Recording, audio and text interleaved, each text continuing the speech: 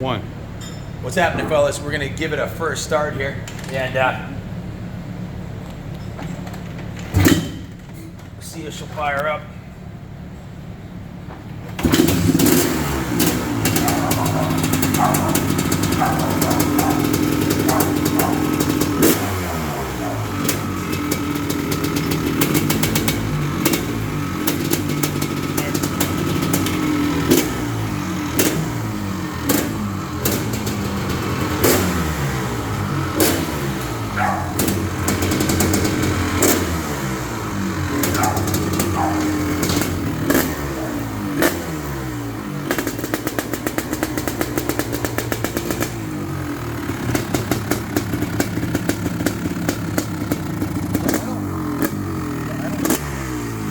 Warmed up a little.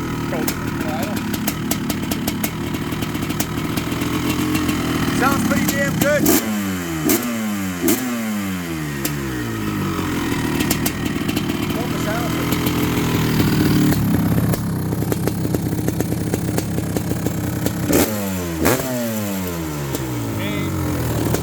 That's a changing in the noise, right? Yep, pretty good. Except we do have one little problem with a crack. That's the pause button. Yeah, we got a crack in the pipe right here.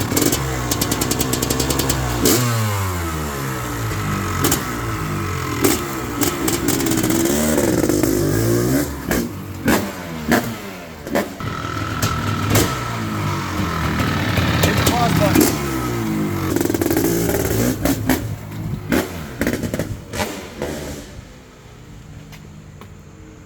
Oh.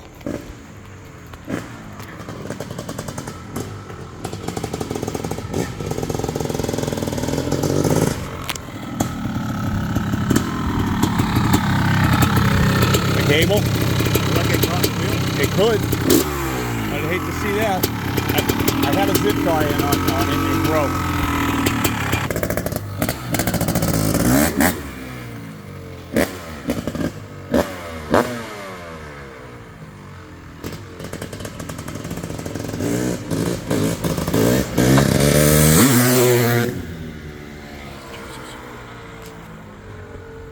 Missed that.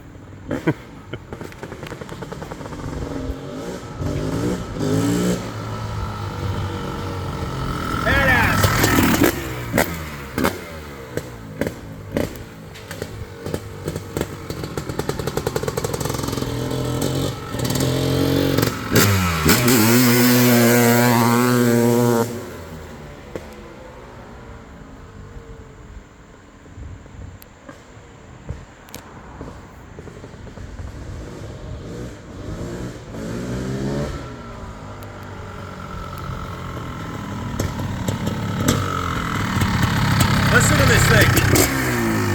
Sounds fantastic.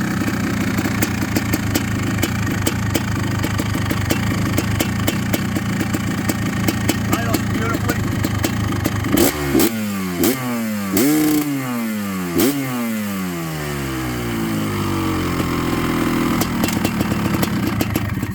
So like I said, we went through the whole fuel system, starting with the tank, petcock, fuel lines, carb, new air filter, clean out the air box, changed all the fluids in it, the antifreeze, the gear oil.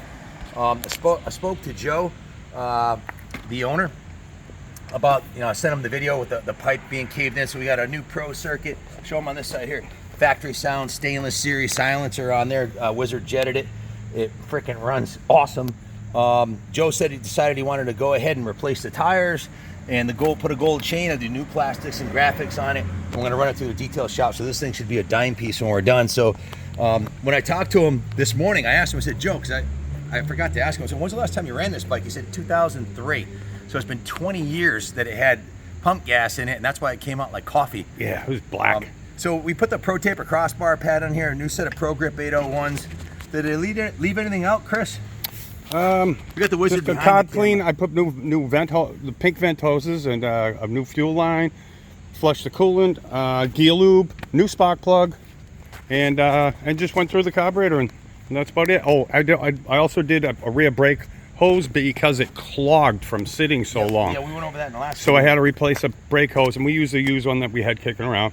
Guys, and flush the brakes and bled them also. This 91 is super tight. Look at the foot pegs on it. Yeah, they're nice and straight. And look, all the teeth are still there. They're not worn, and you can see even that this is the original paint on the frame. Not too much worn off, and the frame rails are excellent. Excellent. I didn't see a single ding. Yeah, excellent. No, they're just a little scratched up. That's about it. So yeah. We got it stripped down for detail. Yeah, it's going down to detail. The next thing we're gonna do is sand and paint. Joe didn't want to put. He had $1,000 budget to start with, and then picked out a bunch of new components. So the budget's gone up to.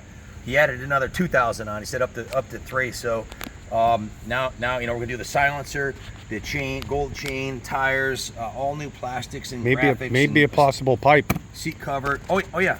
We might do a pipe because that's got a big crack in it. You see the big crack in the pipe right here where it was caved in? It's actually, this thing was smashed when the bike was cartwheeled. So it's split right over, split open. His pops flipped it over, ripped the rear fender right off, bent the subframe a little bit. Someone said in the video the subframe was bent a little bit. I didn't see it bent. They said that it looked a little bent to them. Does that look bent to you? Maybe a little bit out, not up and down. Up and down a little bit, little tiny bit. Hardly noticeable. Yep. But in any event, the exhaust pipe took a beating. It's all dented in on this side right here. And we had the kit out. We were going to pop the dents out, but when Chris started it this morning, he found this big crack right here in the pipe.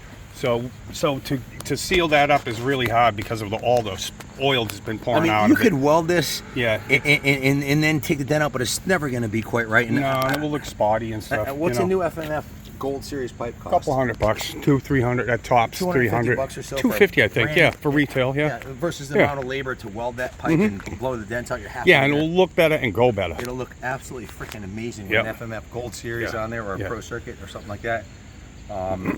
The tank, we're going to buff the tank up in the detail shop. Ronnie and the boys, John, Lee, Carlos, going to make the magic happen. But wait till you see what I told Joe last night, I said this bike pulled out of the barn, as crusty as it was, had a retail value of on the low end 3 and on the high end 5. So if he puts $3,000 into it, because he said originally 1,000, it's going to be worth substantially more. When this is done, when you guys see it done, I think you're going to be surprised at how nice it will the come value out. we created for him here. Yeah, it's an excellent starter. This is the original front tire. From that is the original front tire. It has an 01 date code on it. Yeah. Can you imagine that? This tire's 91. 91. So how many years is that? That's 32 years. This thing's 10 years older than Junior. Holy shit. 91, yeah. Anyways, stay tuned, guys. We'll have it dialed up in no time. It runs like a bear. So that was Wizard behind the camera there. You had this thing going 60 miles an hour down the road, didn't you? Yeah, I did. It rips, huh? Yeah, it goes good. I had my helmet on with the Wizard hat. With the Wizard hat, just to be clear for you safety conscious folks out there. Oh yeah, you should not ride a 500 without a helmet unless you're a trained professional. This kind of looks kind of funky.